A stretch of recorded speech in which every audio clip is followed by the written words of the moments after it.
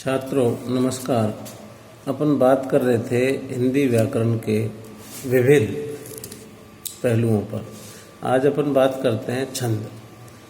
छंदोमयी रचना को पद्य कहते हैं और छंदो विहीन रचना को गद्य। पद्य या छंदोमयी रचना अनेक चरणों में विभक्त होती है और प्रत्येक चरण में वर्णों या मात्राओं की एक निश्चित संख्या होती है। गद्य या छंदो विहीन रचना अनेक वाक्यों में विभक्त होती है, पर इन वाक्यों में वर्णों या मात्राओं की संख्या निश्चित नहीं होती। पहले देखिए, हम पद्य रचना को लेते हैं। उदाहरण के रूप में, प्रभु ने तुमको करदान किए, सब वांछित वस्तु विधान किए, तुम प्राप्त करो उनको न अहो, फिर है किसका यह दोष कहो। समझो न अलभ्य किसी धन को, नरहो ने निराश करो मन को। इस रचना में तोटक छंद के 6 चरण हैं, जिसमें प्रत्येक में 12-12 वर्ण हैं। देखिए, छंद कितने प्रकार के हैं। अपन बात करते हैं छंदों के प्रकार। तो छंदों के प्रकार 2 हैं, मात्रिक छंद और वर्णिक छंद। मात्रिक छंदों में मात्राओं की संख्या नियत रहती है और वर्णिक छंदों में वर्णों की। कुछ एक आचार्य लय के आधार पर छंद का एक अनन्य प्रकार या एक भेद लयात्मक भी मानते हैं। लयात्मक छंद के अंतर्गत गीत आते हैं। छंदों के पुनः 3 प्रकार और किए गए हैं, जिसमें सम छंद, अर्धसम और विषम। सम छंदों के समस्त चरणों में मात्राओं या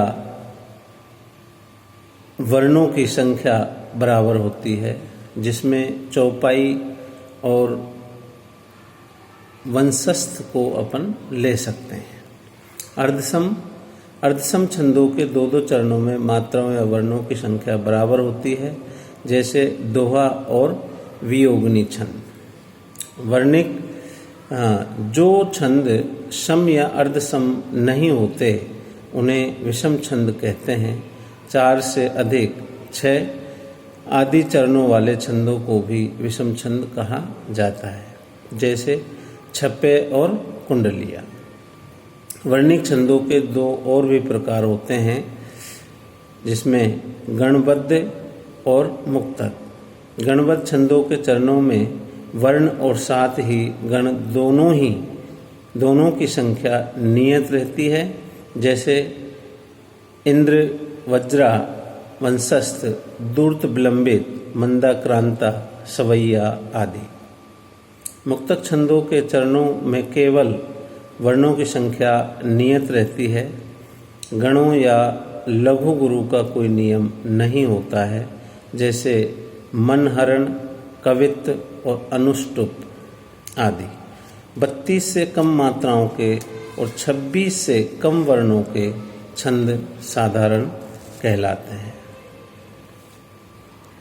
देखिए, छंदों को, उसके गणों को ज्ञात करने का एक बहुत ही सरल जो सूत्र है, जिसको अपन कह सकते हैं यमा तारा जभा नस लगा।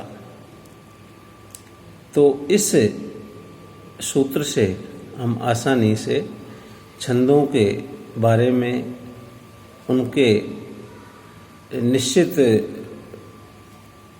रूप को हम पहचान सकते हैं कि ये इसमें किस प्रकार का छंद है।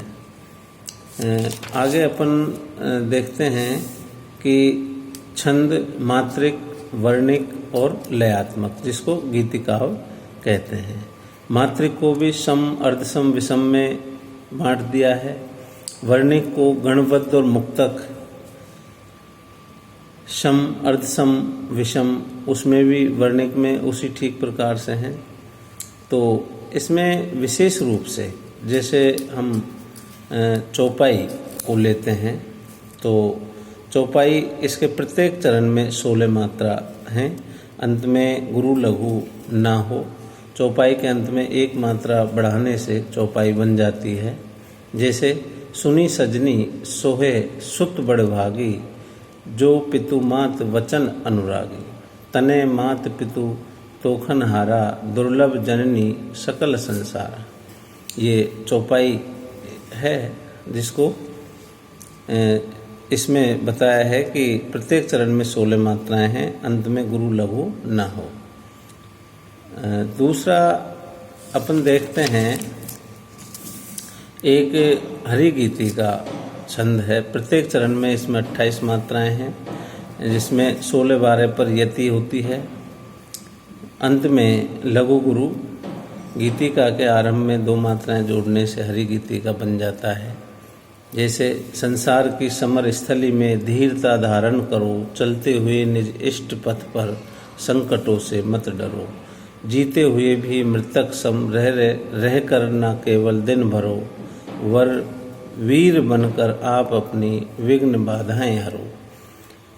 Thank you. अगले चैप्टर में अपन चर्चा करेंगे।